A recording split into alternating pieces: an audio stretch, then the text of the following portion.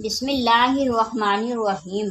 کبھی آپ کے ذہن میں یہ سوال آیا ہے کہ اللہ نے ہمیں فجر کے وقت جاگنے کا حکم کیوں دیا ہے؟ کیا فجر کا وقت صرف عنقریب پڑھنے کا وقت ہوتا ہے؟ اس وقت کے پیچھے ایک راز پوشیدہ ہے۔ وہ راز کیا ہے؟ اس راز کو جاننے کے لیے ضروری ہے کہ ہم پہلے نماز کے بارے میں جانیں، جو ہم پر دن میں 5 مرتبہ فرض کی گئی ہے۔ اور یہ 5 نمازیں کس طرح فرض ہوئیں، اس کے پیچھے بھی ایک شاندار وجہ ہے، جس کا مظاہرہ سفر معراج میں اس وقت ہوا جب حضرت محمد صلی اللہ علیہ وآلہ وسلم اللہ سے ملاقات کے لیے وقت کے انتہائی مختصر حصے میں 7ویں آسمان سے بھی آگے تشریف لے گئے تھے۔ اس رات اللہ تعالیٰ نے ایک خاص پس منظر میں اپنے حبیب صلی اللہ علیہ وسلم کو آسمان پر بلایا اور اپنے خصوصی انعامات سے نوازا۔ اس مبارک سفر میں اللہ تعالیٰ نے اپنے قرب خاص سے نوازا، انبیاء کرام سے ملاقاتیں کروائیں، جنت و جہنم کا مشاہدہ کروایا اور نیکیوں کے اجر و ثواب اور بروں کے انجام و عذاب کا نظارہ کروایا۔ اس عظیم سفر میں بہت سے انعامات سے نوازا گیا، جن میں ایک خاص انعام امت کے لیے نماز کا تحفہ بھی ہے، اور قیامت تک کے لیے انسانوں کو اپنے معبود اور خالق سے قریب تر کرنے کا عظیم تحفہ اور عبادت یعنی نماز اسی سفر میں عطا کی گئی۔ معراج کی رات جب آپ صلی اللہ علیہ وسلم کو اللہ نے 50 نمازوں کا حکم دیا تو حضرت موسیٰ علیہ السلام کے کہنے پر آپ نے اللہ سے 50 نمازوں میں نرمی کی درخواست کی، اور ایسا کئی بار ہوا، یہاں تک کہ اللہ نے امت محمدی صلی اللہ علیہ وسلم کے لیے دن میں 5 نمازوں کا حکم دیا، جس کے بعد بھی حضرت موسیٰ علیہ السلام نے آپ صلی اللہ علیہ وسلم کو 5 نمازوں میں کمی کے لیے اللہ کے پاس ایک بار پھر جانے کا مشورہ دیا، لیکن تب آپ صلی اللہ علیہ وسلم نے فرمایا کہ میں نے اپنے رب سے کئی مرتبہ درخواست کر لی ہے، یہاں تک کہ اب مجھے حیا آ گئی اور اب میں راضی ہوں اور اس حکم کو ہر طرح سے تسلیم کرتا ہوں۔ ہر نماز پڑھنا ضروری ہے، اور یقیناً آپ کے لیے بھی نمازوں میں سب سے زیادہ مشکل نماز فجر کی نماز ہوگی، جس میں نیند کا غلبہ اس قدر ہوتا ہے کہ انسان بمشکل اٹھ پاتا ہے، لیکن دن کے اس خاص حصے میں جو راز پوشیدہ ہے، اسے جب آپ جانو گے تو یقین کریں کہ آپ فجر کی نماز کبھی نہیں چھوڑنا چاہیں گے۔ یہاں نماز فجر کے کچھ فضائل سماعت فرمائیں۔ 5 نمازوں میں سے سب سے اہم نماز فجر کی ہے۔ اس کی اہمیت کا اندازہ اس بات سے لگائیں کہ اللہ تعالیٰ فجر کی وقت کی قسم اٹھاتے ہیں اور فرماتے ہیں، قسم ہے فجر کی اور 10 راتوں کی اور جفت اور طاق کی اور رات کی جب وہ چلنے لگے، یقیناً ان میں عقل مند کے لیے بڑی قسم ہے۔ حضرت عائشہ صدیقہ رضی اللہ تعالی عنہا سے روایت ہے کہ حضور اقدس صلی اللہ تعالی علیہ وآلہ وسلم ارشاد فرماتے ہیں کہ فجر کی 2 رکعتیں دنیا و ما فیہا سے بہتر ہیں۔ یاد رکھیں کہ فجر کی باجماعت نماز ایک مسلمان کی صداقت اور اس کا ایمان پرکھنے کی کسوٹی ہے۔ عبداللہ بن عمر رضی اللہ تعالی عنہ فرماتے ہیں، ہم اگر فجر اور عشاء کی نماز میں کسی آدمی کو نہ پاتے تو اس کے بارے میں اچھا گمان نہیں رکھتے تھے۔ فجر کی نماز جہنم سے حجاب ہے۔ جناب رسول اللہ صلی اللہ علیہ وآلہ وسلم نے فرمایا، جو شخص سورج نکلنے سے پہلے اور سورج ڈوبنے سے پہلے کی نمازیں یعنی فجر اور عصر پڑھتا ہے، وہ ہرگز جہنم کی آگ میں داخل نہیں ہوگا۔ فجر کی نماز جنت کی ضمان ہے۔ رسول اللہ صلی اللہ علیہ وسلم نے ارشاد فرمایا، جو شخص 2 ٹھنڈی نمازیں یعنی فجر اور عصر پابندی سے پڑھتا ہے وہ جنت میں داخل ہوگا۔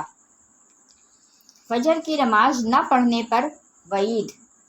حضرت عبداللہ رضی اللہ تعالیٰ عنہ سے روایت ہے کہ جناب رسول اللہ صلی اللہ علیہ وسلم کے سامنے ایسے شخص کا تذکرہ کیا گیا جو صبح ہونے تک سوتا رہتا ہے، یعنی فجر کی نماز ادا نہیں کرتا ہے، تو آپ صلی اللہ علیہ وآلہ وسلم نے ارشاد فرمایا، ایسے شخص کے کانوں میں شیطان پیشاب کر دیتا ہے۔ فجر کی نماز کے لیے کس طرح اٹھیں؟ نمبر 1، رات کو حتی الامکان جلدی سوئیں۔ نمبر 2، سوتے وقت فجر کی نماز جماعت سے ادا کرنے کا پختہ ارادہ کریں اور ارادہ کرنے میں مخلص بھی ہوں۔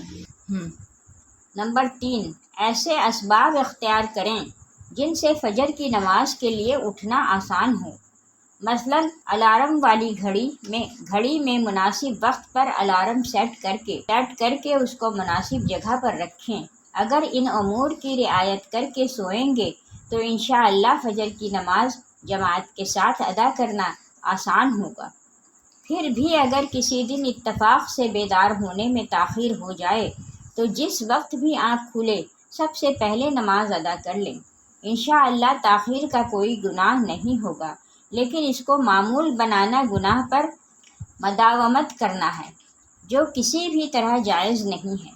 دنیا میں کئی ایسے لوگ ہیں جنہیں بے خوابی کی شکایت ہوتی ہے، جس میں وہ ساری رات سو نہیں پاتے اور پورا دن کام کاج کر کے جب رات کو بھی سو نہیں سکتے، تب کئی طرح کی ذہنی اور جسمانی بیماریاں جنم لیتی ہیں، اور اس بیماری کا شکار آج ہر دوسرا تیسرا شخص ہو رہا ہے، جس کی بڑی وجہ اللہ کے احکامات کو پیچھے چھوڑ کر دنیا کی رنگینیوں کے پیچھے بھاگنا ہے۔